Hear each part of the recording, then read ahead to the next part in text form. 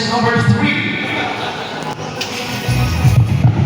How do you balance school, social life, and your responsibilities? Paano mo binabalance ang pag-aaral, buhay sosyal, at ang iyong mga responsibilidad? Again, how do you balance school, social life, and your responsibilities? Paano mo binabalance ang pag-aaral, buhay sosyal, at ang iyong mga responsibilidad? Okay, come on.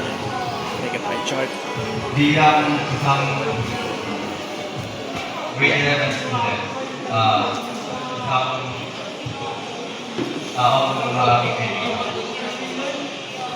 Mapapalang mo ang iyong academic,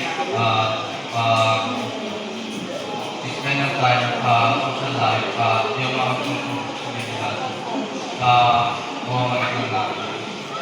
Time management.